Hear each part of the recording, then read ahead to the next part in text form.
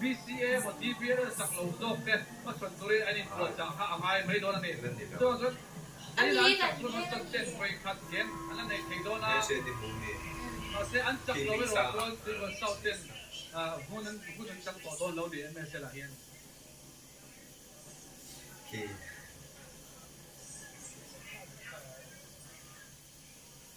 只要你幫我話聲，框咧，你會拗咧，出嚟當陀佬你。我们身边帮帮，哎，就那昨天俺土多水了哇。哦，水果能，水果少能帮中主。哦。哦。他们剥出来通单的。啊，攬識咩嘅？攬住。呢個收頭會嘅係咪？哦，我哎，เราช่วงนี้สวยใจละ哦。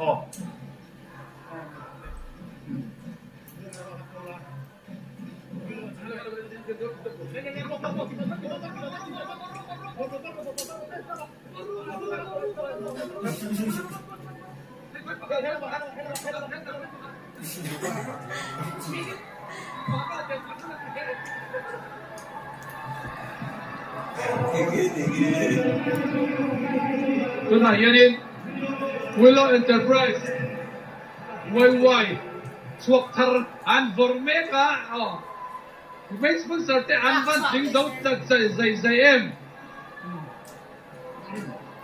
โอ้มันพัดโซ่ไหมไวๆ chicken flavor กันที่ข้านี่ฮะ chicken curry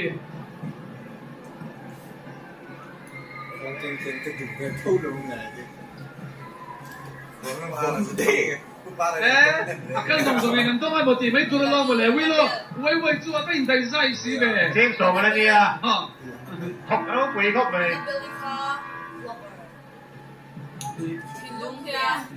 咧嘢嘛，kan game bencon lihat kita time out.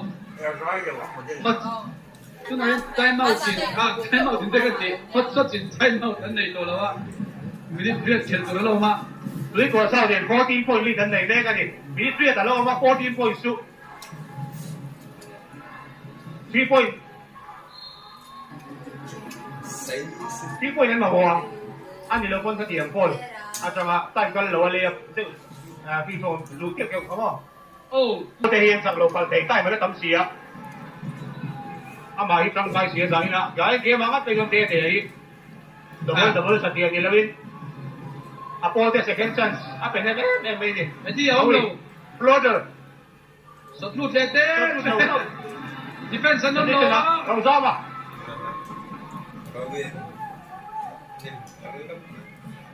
Oh. Bawi chắc lâu yên hồ tung lâu rồi na yên Bawi. Final खेल ने थे ना चंद सन ने ni. Zanin ni. Chand sun lâu chuan. Bawi. Kan tu ni quarter อันนี้ต่อดอนะอันละ10 minutes อันนี้ต่อดอแล้วนี่ดังนั้น10 minutes ก็ยังด้วยว่าเศร้าที่เราตัดตัวเล่นเกมสุดยอดเลยวิน final ก็เกมเทตัวเราตัวนี้อันชุดลังดอนะนี่นี่มาเสร็จอันจับอันนี้จวนไว้ขัดจันสันในดอนะสุดท้ายจวนนี้อันจับไม่จวนนี่ถูกเล่นจันเว่นี่นะเขาจะรู้ซ้ำอ่ะ This out Bowie open look for three.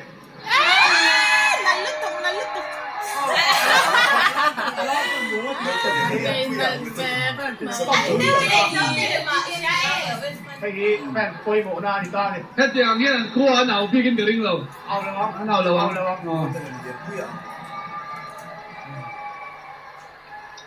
Turnover. Cái còn sau tiên thủ này to. Thì cho nên con số chi mà sẽ gặp bóng đây mà chịu ăn gì mà bố xuống miệng đâu. Thì số đến chịu ăn gì này đông đầu tiêu thì mày à? Đông đầu thì mày à? Entry pass. Anda, thì defense so atau itu. Bawian push. Oh. Tina. Rosama. Tina.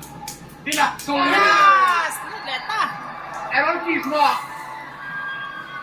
Cái này yên với sau cao nhân first mới chắc tiền tham một trăm xe anh phụ đầu chắc mía hết tiền yên nghỉ cái linh lầu adik chị Ang kaya chocolate hot ni pin sa kanya chocolate. 3 1 hot lutuk 3 1 hot lutuk an kalbik boxi shooting ha rebound san ka boxi bawi 3 again Nalutog. Zain chu nuwa man ni ya. Select yang cuma duduk ka. Kopi ya. Kopi ya sang kuai. Le lau la le Sop ta. sop anyam zen. Le lut ra. Ara amal kami.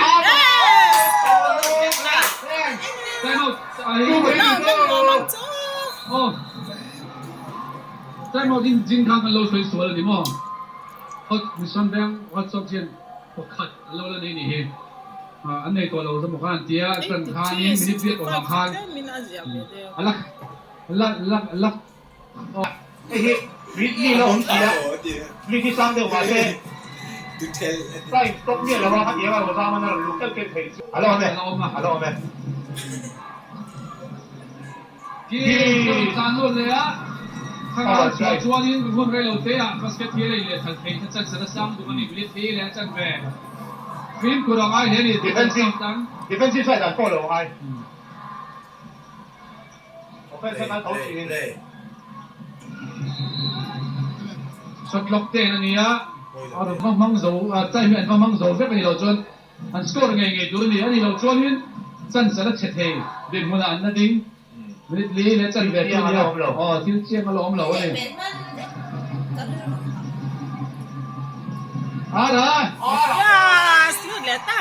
อะไรก็นี่นะเลี้ยเขาก็เป็นเรื่องของมือ50 Rosama, kamu bea, dia no block.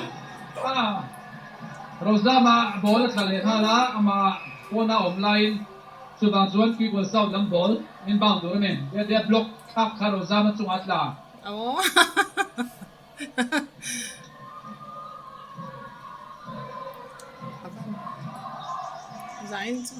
Zain ring tau ko may pin pot gel moi ta. Tinan ron ko ka. Yes, nalutok. recovery tira bola for 3 lu lâu chủ lầu mà nghe driving thì Spain is there. Kiss. Sawatu and one. Tinalo fall. Inbound na lalita. Veteran na team o kalaw ti cha. Lit tum le achan bang. Man mo de ka ngai to lo. Oh, ka. đây gì đâu đấy đi làm for này đâu đó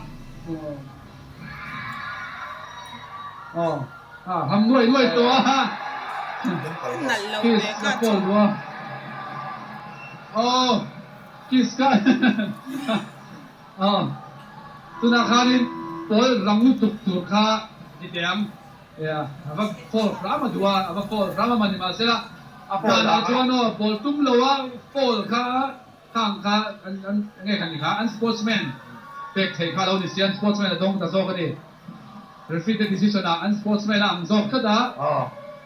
anh thì gặp anh nào chúa là không Cái mu dan chuan hey pol mai pe to tiang. Kan thut tur kha ven tiang ti hisap ti da bua. minute thum mà nó ôm ạ ôi sòng và sài đi cho nhỉ anh sang lồn ngay là đi mình nên họ cho sai hết anh sang về sòng mấy thế đi mà sẽ là tiếng thầy nó rồi những gì đâu Rosama Oma Israel on boka. King Salo on boka. si shoot thầy Lut le ta eh.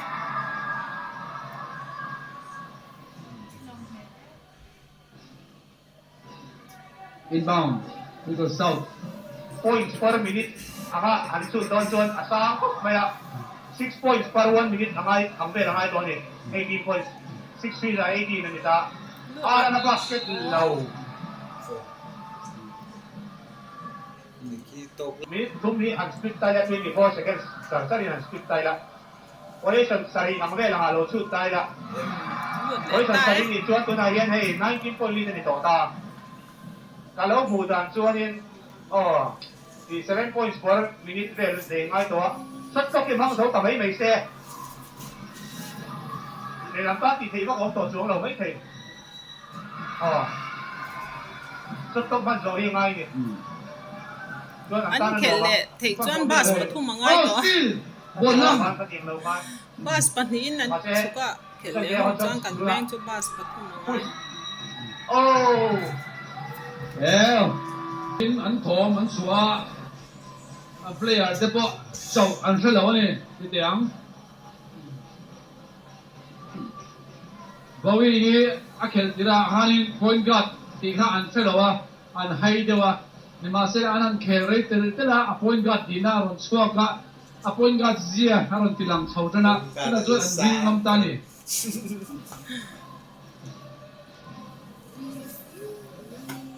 Again, man, kala again, kala ni. Dead yan. 14 rebounds. Ano ito? Rebound ko iso, pali na ito. 18 points sa ito ka ni. Uy, niya ako may assist ko yung na ito ka. Steve ni iwan mo ka. Sa kantum, baka wala pa sukat ay. Maka atulaw.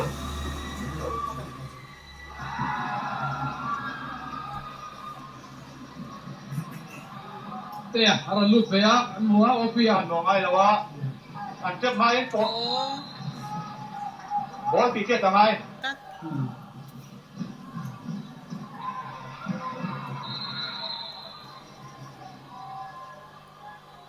Turnover, siya dudot na eh. kick ball turnover koi ni Hot shot in. Hot shot coach Apiga. Coach Bes na pek tira.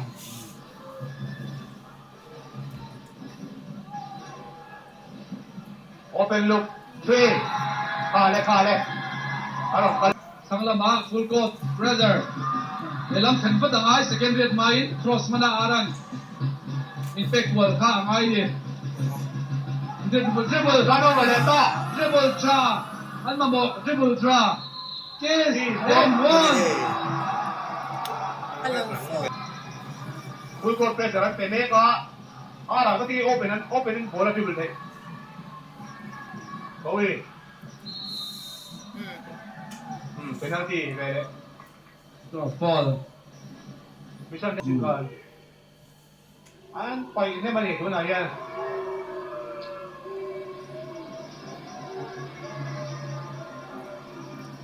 draw man boy thak ting e bawi hian sanin hian ro Basta, chal may sentro. ini nange de ya tu di rolling hot shots lama kiss ne ro zama edia Point lead nila siya. kan la mutlem le edia Peace aro for tu 3. tu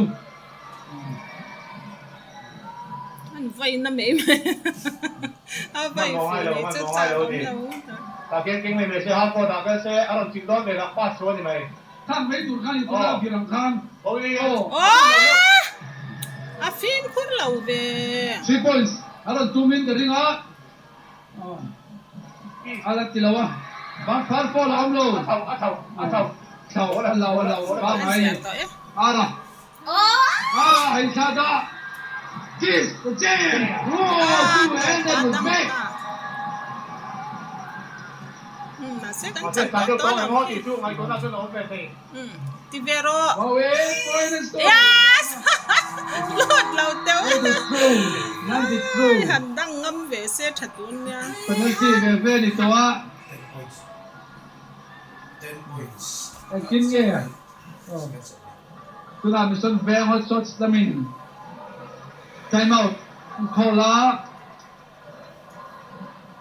กินเงี้ยอันที่โดนจาก10 points lead อันนี้นะมีส่วนแวงลำฟังจูผมเวทันเด็ดตา Tu na ben sa hot shot player ti an valut pay lai ka. Kari lu alo mai maya. Hey. An players te an lo appreciate ke tu tak to lo tu din mo na din de thon ma sila. Owners le coach Stefan Goodway na lo welcome ni ben sa na tu bai tu. Kamo ka moy ka tia. Din sa ina hian off ka. Mission Veng player tu na IIM Amika, IIM Jaipura. Kalau ka om salang don off ka om box salang don. Cái tiền ai chuan tiếp cho hot shot chuan hot được mấy thầy tí kan saya kan dua apa kahi kahi yang hot chin an ngai ngari ngariนี่ก็ชอบอันฮอตต่อไม่เสีย bol khi keng deu char char to มานั่นกันเลยที่เรามาพิจารณาตัวอ๋อที่ตัวตัวน่ะชนมรีบสำเร็จเร็จต่อทรีอารมณ์ตัวทุกคนมีตัวที่ตัวนั่นใช่ทรีสูระไม้ตุ้งมาเช่ทรีสูระไม้ตุ้ง second เจ้าตัว second สมรีบ 41.1 seconds ออกมา 3 points ตัวก็ได้ชิงชิงเสร็จ on such เลยบดขัดเตะ is there dribble not vak han lawang ni ma sela 2 point o sam takin ng siama มันหัววักตัวเราเส้น so draw don nge ting ti don to la lawa ma paka free แต่ throw ที่จังไก paka hian free throw lu do ta se ram takin rebound hi also chin run line point run siam le ta se kha tan chan sur ni ta chu be sein paka alo fola ใต้ที่กันเราไม่คุยหมอแบบนี้ใต้ที่กันสิเราวะอันมาเนี่ยบ้าสิเราเนี่ยเลยลำอันฟิลเตอร์นี่สต็อกแล้วเป็นที่เป็นแต่ที่ปะอันนี้เด็กต่อมาตัวนั้นจันสุด อุลุก มาเลยไปเสียมาเซ็งโดนเงี้ยจริงเงี้ยนี่ ไว้ขัดตาเราพอกันเนี่ยรู้เราจวนอันมาที่ที่ลำบอกที่เพรสเซอร์อะเพรสเซอร์situation อันนี้เด็กเลย point สอง point ตัว dribble นับว่ามันโดนตัวแล้วว่าเขาจะสแตนบอลรังตะกับ basket เก่งสุดที่เวลจวนนี่ตัวเราโม่ dua ma Rosama is there ชั้นสองเราใต้ลุตุกินเสียกับมันเท่าว่า is there ที่การ second song ปัดทุ่ง second song ปัดนี้ปันโซนไหนตาโอ้ย อ่ะก่อนฟีต่อเข้ามาที่กว่าสอดเงี้ย ที่กว่าสอดเจ้ถอมาพายเราเริ่มเลยบ่าวfree throw เรา 50% นั่นเอง 80แต่ตั้งหันนี่พาเสียขัดตุนเนี่ยขามักเอ๊ะ แต่สรินี่ที่กว่าสอดที่อันจับจวนไว้ขัดให้ตุ้มเลยอ่ะจู่ๆอันจันทร์ต้องชนแล้วนี่แหละโดนนี่อันจักจวน BC และ TP และจักเราส่งส่งค่ะอันตุ้มเหลียงแกงเราต่อละ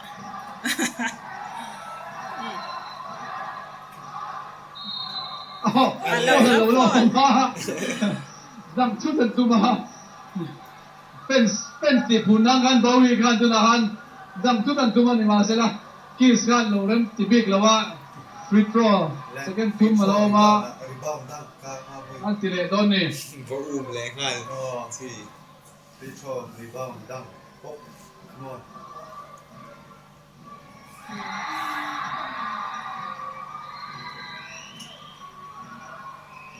Come on, perciò rebound, down. Zuo. second Ah, non di đâu. Cán rồi. เฮ้ยแล้วเอา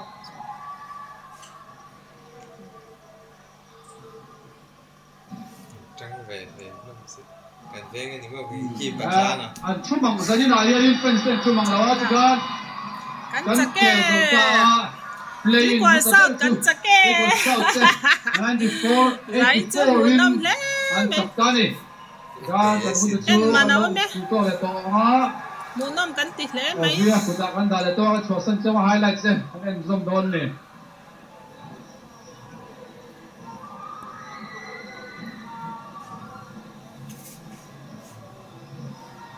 ใจจนเหนื่อยเลยไม่ตลอด กลับมาให้ เวทเดสตา กีบปัจจา เฮ้ยอัติชาตอนนั้นหังเนี่ยอ่ะวันนี้อ่ะ อดด้วย ตั้งไปอ่ะ In t-shirt mo dun. อันผมชอบการลงอันร้อนนี่ อ๋อไอ้สุกละ อันจบอันละลายปอ It's a hot shot skin at the day. ไอ้เบสเซลที่เชฟให้เราคุยเรื่องนี้ Nah. อัดชัดแผลแล้วคือ tu la libre là. เนี่ยบ้านทา นี่ปลี่ยนพวงเส้นคุ้งอยู่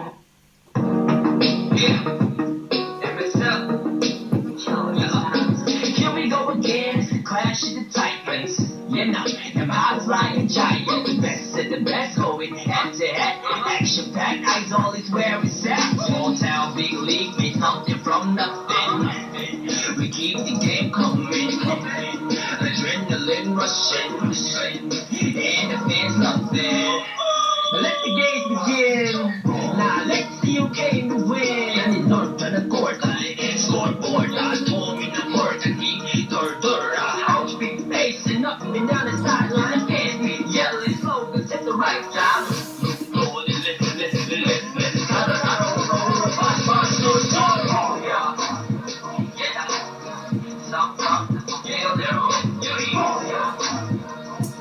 Anh kẻ sầu về ơi con nào bắt đầu về xe đồ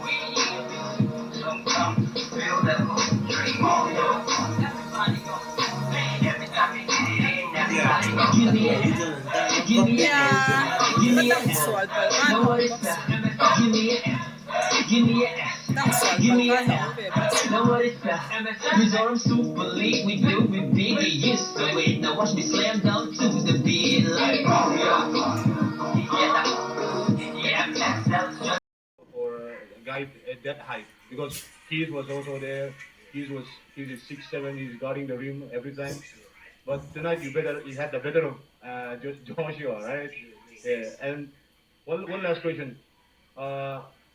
What is your mentality for the next game coming? Same. I told my team, like, I don't care what seed they put me in. As long as we make the playoffs, y'all, we're gonna come in here and they know it's gonna be a fight. So next game is gonna be the same way. We gotta come out, be aggressive, and just fight. We know we're gonna get their best next game. So next game, we're gonna enjoy the night. Get ready for tomorrow. Okay. Thanks for your time. Congratulations.